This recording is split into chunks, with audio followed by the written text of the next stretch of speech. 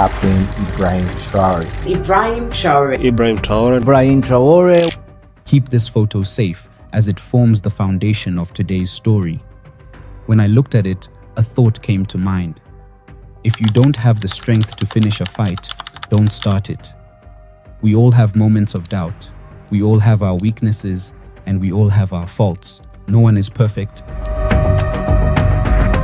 Why did this thought come to my mind? It's because this photo was taken between 2009 and 2010. The person in the photo was about 20 years old at the time, very young and just starting his military training. The photo was taken in a military camp during that period. At that time, this man, a beginner soldier with a private rank, didn't realize that he would one day become one of the most influential leaders of all time, achieving what many could never have imagined through a coup. Today, he is youngest president in world and has become a powerful political force, making headlines worldwide with his extraordinary actions. But first, let me take you back in time to a long time ago. On September 5th, 1852, in a building called Corinthian Hall, a well-known abolitionist, Frederick Douglass, stood before the Ladies' Anti-Slavery Society and spoke words that flowed like blood in the veins of African Americans. Even today, those words continue to circulate across the hills and valleys of Africa because they marked the moment when African Americans in the USA began to rise against oppression. At that time, Frederick Douglass boldly said, "Listen and hear me well. A slave who does not fight for his freedom, who refuses to rise against bondage, will remain a slave forever and does not merit concern." He meant that a slave who does not struggle to free himself from slavery will always remain enslaved, and such a person does not deserve any comfort. When we talk about a slave who does not deserve to be concerned because he sits back and waits for others to come and free him, it reminds me of words recently spoken at the 2023 Afro-Russian Summit in St. Petersburg, Russia. These words came from a young man, a former soldier, and now the father of 2 children, who has become a symbol of defiance against the European colonizers who continue to take advantage of Africa with their dishonest tactics. The person I am referring to is Captain Ibrahim Traore, who was present at a conference with some of the world's greatest leaders, including President Vladimir Putin, who vowed to stop Washington's interference in the politics of other countries. Ibrahim Traore said, "Not a single question that is being asked. We don't have an answer, and it turns out that here we can wash our linseed because we feel like a family. It feels like a family in the sense that Russia is also a family for Africa." He accurately quoted the words Frederick Douglass said in 1852, which means this young man thoroughly read books without skipping and understood what was hidden within them. Those from the West call him a military junta, but he says that this also speaks to him. As for others who have heard what he says, what he does, and his political struggles, they immediately accepted what Magdalena Villaba called metempsychosis in 1976. In this theory, this scholar boldly claimed that in this mindset, when a person dies, their soul leaves their body and wanders in the air until it enters another person who then acts and behaves as the previous person did.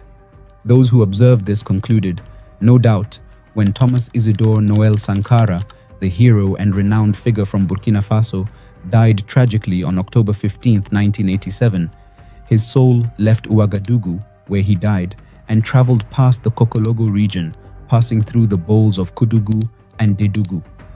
By the following year, 1988, it had settled in the commune of Bundukui, where Ibrahim Traore was born that same year and grew up to resemble Thomas Sankara.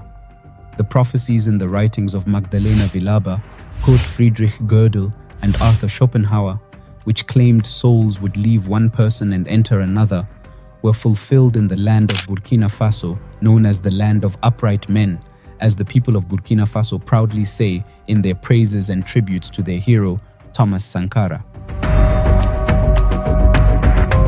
Up until now, if you've been paying attention, the main story is about sharing some specific details about the world's youngest president. The president of Burkina Faso, Captain Ibrahim Traore. I know you've heard a lot about him, but let me tell you something unique that you might not have known about this man who chose not to laugh, because there is nothing to laugh about in this world. Let's dive into the thoughts and ideologies of this bold man who swore to lead the country, wearing face masks like the ninja warriors from faraway lands such as Yamashiro, Iga, and Yamato. I'm sharing how this man, respected and revered in Africa, lives a humble life without the luxury cars that many other African presidents enjoy, while their citizens suffer from hunger and poverty in their countries. In the 2 years he has been in power, Traore rejected the salary that presidents usually receive and chose to continue his salary as a military captain. Do you know why? Because he lives in a simple house, not a palace like others. You should also know about this man's survival of a sinister plot to overthrow him, a conspiracy funded with 5 billion CFA by some of his enemies. You should understand the depths of his life and how he has transformed his country, Burkina Faso, in just 2 years in power. At this point, one might wonder, who is Captain Ibrahim Traore? Where did he come from to find himself in the highest seat of power in Burkina Faso? The countdown begins now. Welcome to the world of research. Welcome to the large family of wisdom in narrations.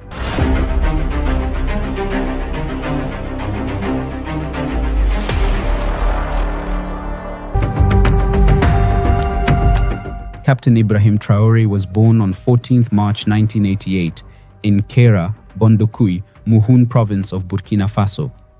He attended primary school in his hometown Bondokui and secondary school in Bobo Dioulasso, Burkina Faso's second largest city.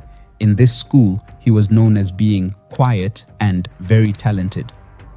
Unlike his predecessor, Damiba, and many other Burkinabe officers who embraced a military career as teenagers, Ibrahim Traore had a civilian background before joining the army. In 2006, he moved to Ouagadougou, the capital, to study geology at the Joseph Kizerbo University. In the latter, he rose to delegate and became known for defending his classmates in disputes. He graduated from the university with honors. In 2009, Ibrahim Traore took bold decision and joined the Georges Namwano Military Academy. This academy is a second-tier institution compared to the prestigious Kadiogo Military Academy, KMP, of which Thomas Sankara and the former President Damiba are alumni. Upon his graduation in 2012, he was sent to Morocco for anti-aircraft training before being transferred to an infantry unit in Kaya, a town in northern Burkina Faso. 2 years later, in 2024, he was promoted to lieutenant. After serving in relatively junior positions in Burkina Faso's military, Traore's major breakthrough came in the same year of promotion, 2014, when he was deployed to Mali as a soldier under the United Nations peacekeeping mission program, MINUSMA. In Mali, Traore cut his teeth fighting the jihadists and ethnic insurgents. According to various accounts, Traore showed bravery in the face of a complex attack by militants in the northern Tombouctou region. This was in 2018. The following year, in 2019, he participated in a military operation codenamed Operation at Djibo in the Otapuanu offensive in Burkina Faso's restive east for 7 months and several other counterinsurgency operations in the country's north. Despite being touted as a major success, this operation resulted in only temporary withdrawal by militants from the region and a corresponding increase in attacks elsewhere in the country. Ibrahim Traore also served in a detachment of Marcoye in the northern Sahel region at the so-called Three Borders Zone of Mali, Burkina Faso, and Niger on the front lines against jihadist groups and took part in several operations there. People who knew Traore at the time said that he exhibited leadership attributes, including being willful, courageous, and close to his men. Ibrahim Traore was promoted to the rank of captain in 2020. Around the same time, however, he was among the young and destitute officers who couldn't help observing their superiors' inability to contain the jihadists' threat in the field. Traore and his fellow officers were stuck between a rock and hard place. One source recounted an incident that occurred in 2020 when the town of Barsalogo in central Burkina Faso was on the verge of falling to jihadists. The highway into Barsalogo was believed to have been mined, so Traore led his men on a commando trek across the countryside, arriving in time to free the town. In Burkina Faso, the attacks by the jihadist groups include armed attacks, abductions, carjackings, improvised explosive devices, rocket attacks, and ambushes. The most affected regions in Burkina Faso are the Sahel, North, Central North, and the East. By late 2021, a humanitarian crisis was evident in many parts of Burkina Faso, and a quarter of the population faced food insecurity. By mid-September 2022, more than 3,000 people had been killed, a third more than in all of 2021.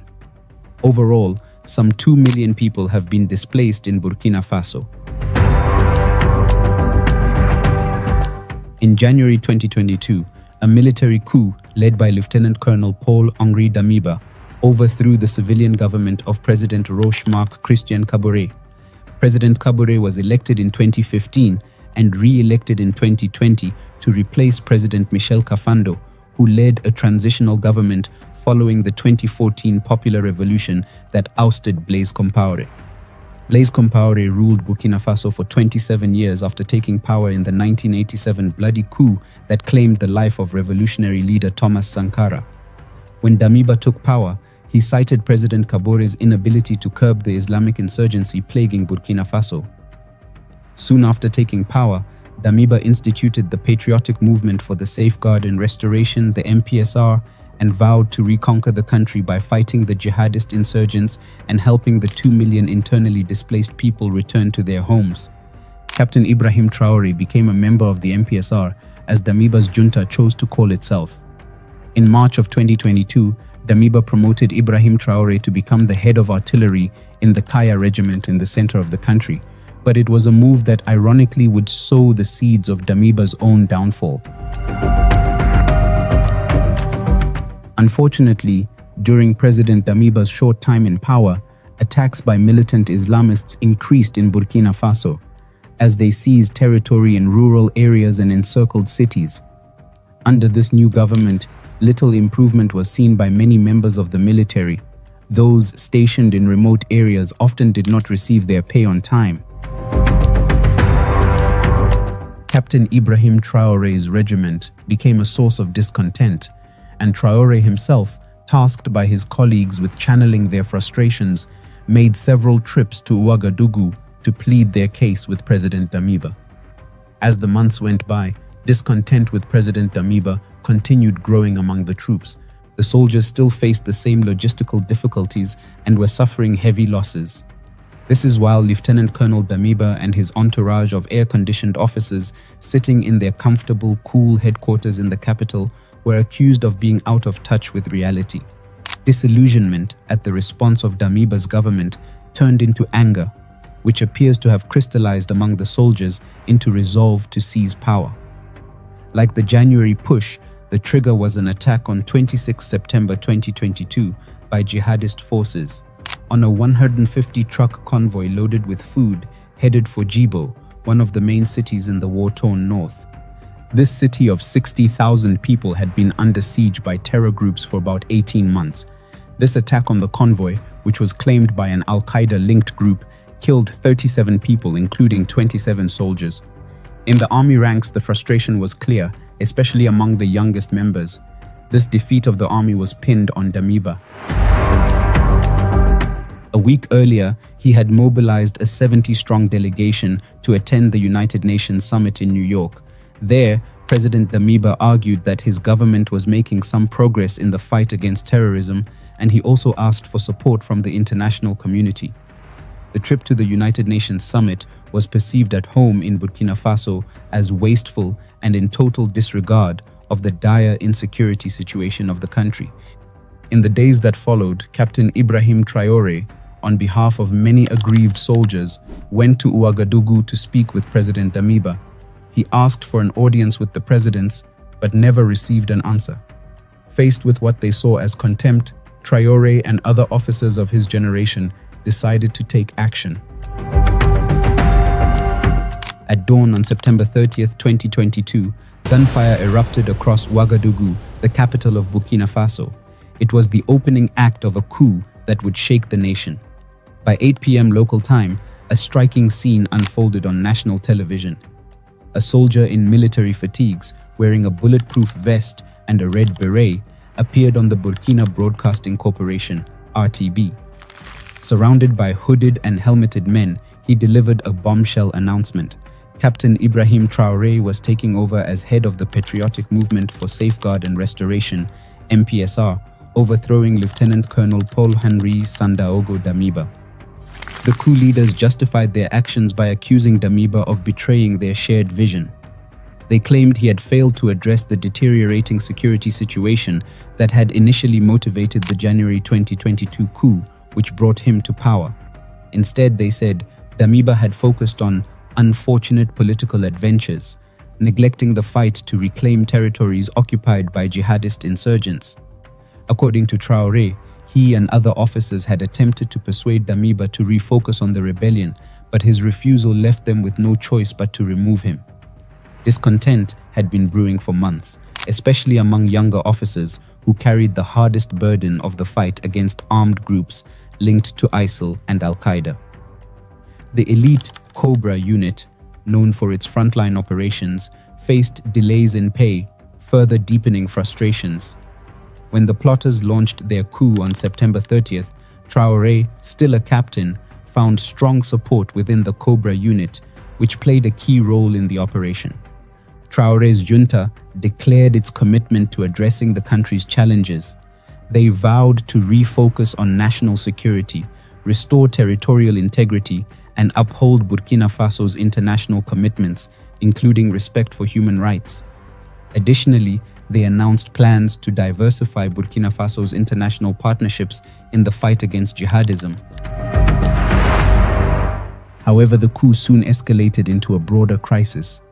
On October 1st, with their takeover appearing to struggle, Traore and his officers accused Damiba of seeking refuge at the French military base in Camboinsin, where they claimed he was planning a counter-offensive. In a nation filled with anti-French sentiment, this claim ignited outrage. Although the French government denied the allegation, thousands of protesters took to the streets of Ouagadougou and Bobo-Dioulasso, targeting the French embassy and cultural institutes. What began as a military coup transformed into a popular uprising against perceived foreign interference. During the night, momentum shifted decisively in Traore's favor. Several army units, including the Air Force and Special Forces, declared their allegiance to him. By the next morning, Damiba was forced to resign. He reportedly agreed to step down on the condition that his safety and the safety of his allies were guaranteed. The whole world was astonished 6 days later when he came to swear in as the interim leader after he had relied on the strength of a hidden weapon. At that time, he arrived at the venue before the press and its writers, wearing military attire and walking with a step that made you remember his role was to engage in combat. What surprised those present was that he was wearing a face mask, as he didn't want those watching him to see his face, which could have scared some of them. Then, a document with 3 sentences in French was handed to him. With his hand raised, he said, I swear before the people of Burkina Faso and on my honor to preserve, respect, uphold, and defend the Constitution, the Charter of Transition, and the laws, to make every effort to guarantee justice to all inhabitants of Burkina Faso. At just 34 years old, Captain Ibrahim Traore was installed as transitional president, becoming the world's youngest leader at the time. Thousands of Burkinabe citizens gathered in the capital to celebrate his ascension in what resembled a victory parade. Captain Ibrahima Traore is so young that to match his age to Paul Biya, the 91-year-old president of Cameroon and Africa's oldest leader, you would need to double Traore's age and then add 19 years. Captain Ibrahima Traore remarked that he has no interest in the formalities of wearing political suits or engaging in political posturing. His focus is on reviving a nation that seemed to be falling apart. He declared that he is prepared to make any sacrifice to ensure his country can once again breathe the air of peace and freedom. No sacrifice will be too great to take this country out of the situation in which it finds itself. So, our commitment is for a return to peace, and our compass will always be the people. However, it became evident to the more observant minds that Ibrahim Traore is backed by a man of St. Petersburg, Vladimir Putin. Just 2 days after the coup took place, a journalist from the New York Times, Eliane Peltier, stated, "In Burkina Faso, the man who staged a coup was himself ousted by another." In this article, Eliane Peltier revealed that he had uncovered clear evidence of the involvement of the Wagner Group and Russia in everything Traore did. 2 days later, Edward McAllister of Reuters corroborated this, affirming that he had followed the developments closely and found that those attempting to challenge or undermine Traore should tread carefully, as Russia stood firmly behind him. Nevertheless, Traore denied all these claims, telling France 24 that he did not need Wagner soldiers from Russia, as he had already established a local version of Wagner in Burkina Faso. He stated, "I do not need Wagner soldiers from Russia because I have our own Wagner here, called VDP, Volontaires pour la Défense de la Patrie. These are volunteer fighters ready to protect and defend the land of Burkina Faso." However, the secrecy surrounding his connections with the Russians came to light on September 27, 2023, in St. Petersburg, when he attended the Russia-Africa Summit. During the event, he openly stated that Russia is one family with Burkina Faso. For him, it is not just Burkina Faso, as Russia is one family with all of Africa due to the shared history between Africa and Russia. Traore said, "It feels like a family in the sense that Russia is also a family for Africa. It is a family because we have the same history. Russia made enormous sacrifices to liberate the world from Nazism during the Second World War. The people of Africa, our grandfathers, were also forcibly deported to help Europe get rid of Nazism.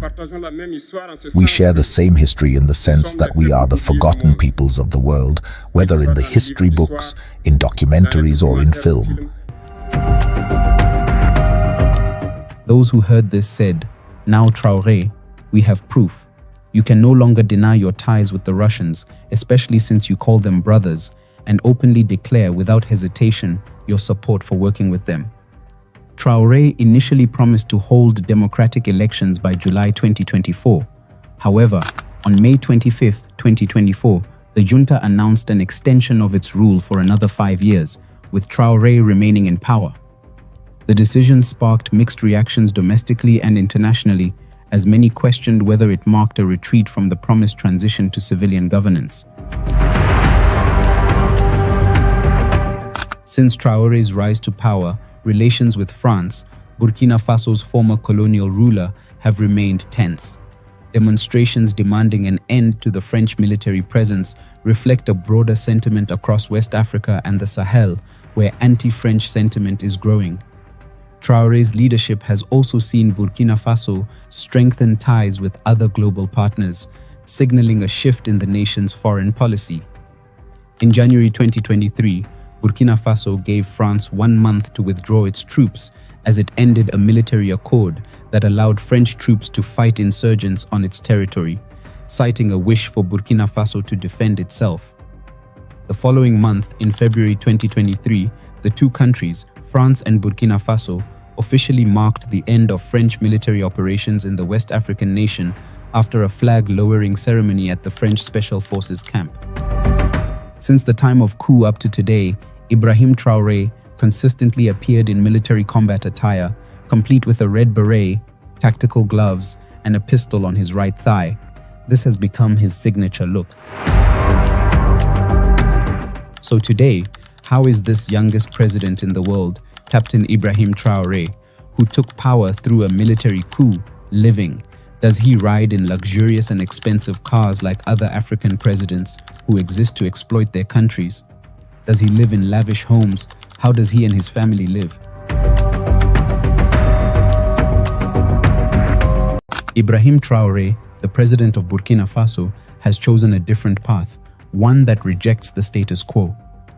While most African leaders live in palaces, indulge in luxury, and draw enormous salaries, Traore made an unprecedented decision. He refused the $76,000 salary, the standard for presidents in his country. Instead, he kept his military captain's pay, which is significantly less. He chose to put his people above personal gain. His story is not just about Burkina Faso, it's about the future of African leadership. In just 2 years, Ibrahim Traore has done what many leaders on the continent can only dream of achieving in a lifetime. But what sets him apart isn't just his choice to decline wealth, it's his entire approach to leadership. To give some context, in Burkina Faso, the average presidential salary is $76,000 annually. For comparison, the average salary of an African president is $170,000 a year. Meanwhile, the average monthly income in Burkina Faso is a mere $73. But Traore didn't stop at rejecting his salary. In a bold move to ensure that his people's resources went toward their future, he reduced government salaries by 20%. This was not just a symbolic gesture, it was a real effort to redirect resources from the government's pockets to the nation's most pressing needs. What Traore did with the money saved from his salary and the cuts in government wages got people's attention. He reinvested it back into the country, focusing on long-term projects that would empower his people.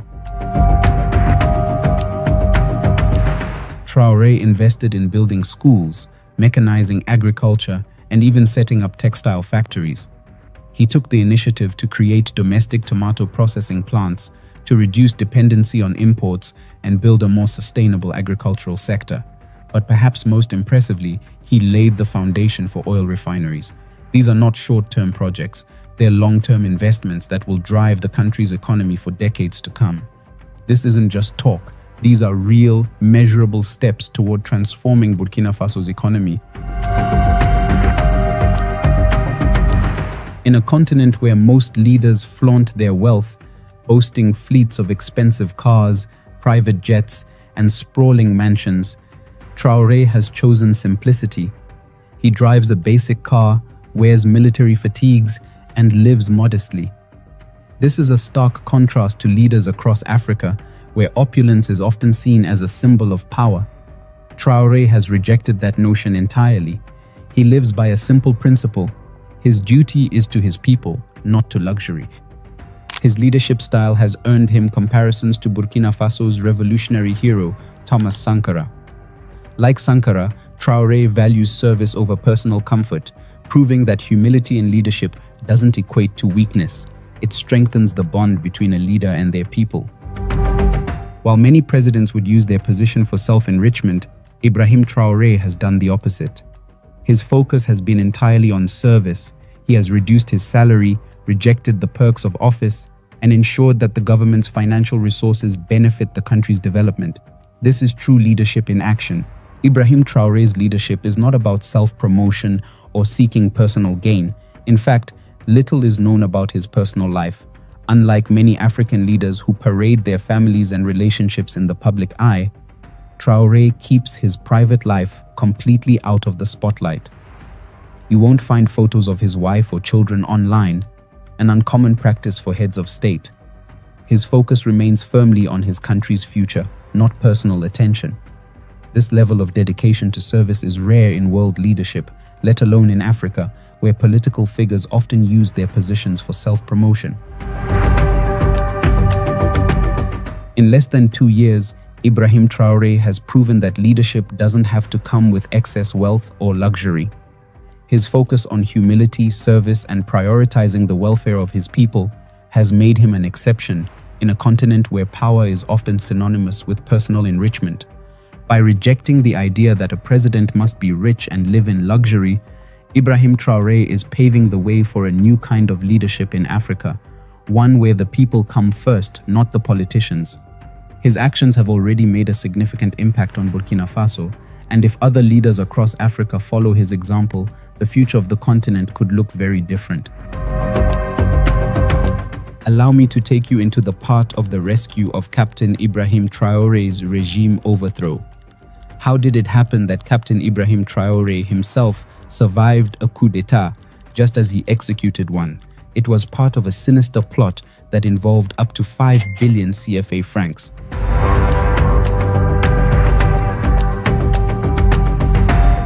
Man offers Burkina Faso soldiers $8 million to overthrow government. The Burkina Faso Defense and Security Forces have foiled an attempt to topple the military junta with an offer of $8.17 million. On November 8, 2024, Burkina Faso's president faced a life-threatening attack in the capital, Ouagadougou. A covert plot targeting the country's stability was foiled when the military uncovered a scheme involving a mysterious figure who entered Burkina Faso under the guise of a business trip. This individual brought with him 5 billion CFA francs, which were intended not for development but to bribe soldiers into destabilizing the country.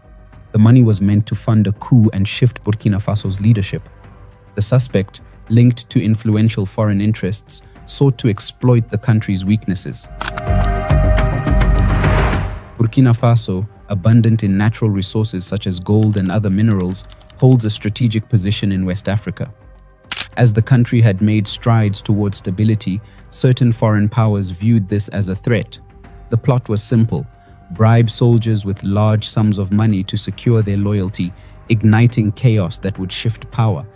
However, the soldiers approached by the suspect were not easily convinced. These seasoned veterans had fought against insurgents and extremist groups. Their loyalty to Burkina Faso remained unshaken, and instead of rejecting the offer, they played along, reporting the suspect's moves to their superiors. Over weeks, they gathered critical information and were able to expose the full extent of the conspiracy. On the day of the planned exchange, a sting operation was set into motion. The suspect was apprehended at a warehouse, his suitcase filled with the cash meant for the coup. Hidden cameras and surveillance had recorded everything, providing undeniable evidence of the plot. The suspect's arrest revealed a far-reaching conspiracy, with connections to foreign operatives and mercenaries operating in the Sahel region. These operatives, funded by powerful foreign entities, were part of a broader strategy to destabilize Burkina Faso and other West African nations. The goal was to exploit the region's resources and weaken national sovereignty. This plot wasn't just about money. It was a power play against a self-sufficient Burkina Faso that had begun to reclaim control over its resources. Foreign interests had benefited from exploiting the region for years, and the rise of a stable, independent Burkina Faso threatened that dominance. The foiled conspiracy highlights the lengths foreign powers will go to maintain control over Africa's resources. It also signals the growing resistance of African nations, like Burkina Faso, against exploitation. The plot serves as a warning. Attempts to assert independence will not be tolerated. Beyond the coups and Traore's personal life, what remarkable achievements can we attribute to Captain Ibrahim Traore for his country since he seized power through military force 2 years ago? October 2025 marks 2 years since Captain Ibrahim Traore assumed leadership of Burkina Faso. Rising from the October 2023 coup, Traore has delivered over 80% of his promises, transforming the nation in ways that exceed expectations. His achievements span security, infrastructure, energy, healthcare, and economic independence, drawing global attention. The Faso Rail project is a cornerstone of this transformation, a nationwide railway network connecting provincial capitals. With 75% government ownership and 25% private investment, it includes a manufacturing plant in Bobo-Dioulasso, enabling local production of train wagons and rails. The project, costing 70 billion CFA francs, is set to be completed in 18 months, creating jobs and fostering trade. Traore's administration has embraced nuclear energy through a partnership with Russia's Rosatom to build a nuclear power plant. This project focuses on clean energy, healthcare, and industrial development, reducing reliance on fossil fuels and expanding electricity access. In Koudougou, the pharmaceutical technopole is being built to produce medicines domestically, cut dependency on imports, and improve healthcare access. In the next 5 years, 70 billion CFA franc initiative will create jobs and promote local production. Efforts to increase the value of natural resources include setting up a gold refinery to process gold locally, building a tomato processing plant to reduce the need for imports, and promoting agricultural mechanization This includes free tractor services, subsidized seeds, and fertilizers, which have boosted food security by over 50% in just 2 years. Faso Rapid Intervention Battalion kills 28 terrorists. During Operation Zero Terrorists in the Solenzo pushes, the Defense and Security Forces, FDS, and Volunteers for the Defense of the Homeland, VDP, killed 29 terrorists in Montianqui village on January 2nd, 2025. Military reforms have reclaimed territories once lost to insurgents. Advanced weaponry and strategic alliances with Russia, Turkey, and China have strengthened the military. Key regions like Djibo have been liberated, reconnecting isolated areas and uniting the Sahel region against terrorism. French has been abolished as the official language, reflecting a commitment to Pan-African ideals. Civil servants' salaries have increased, and the Central Bank of Burkina Faso ensures financial independence from France. Renewable energy projects include the nation's largest hydroelectric dam, boosting electricity access, industry, and agriculture. Mobile health clinics now provide essential care to remote areas, addressing healthcare disparities. In just 2 years, Captain Ibrahim Traore has reshaped Burkina Faso, building a nation defined by resilience, independence, and progress. Considering everything we know about Captain Ibrahim Traore, what lessons can African leaders learn from him to improve the future of their countries? Do you believe Traore has the potential to shape the history of his country and Africa as a whole? This is the end. Thanks for watching. I wish you better life, foods, and money. Stay in the Big Wins family.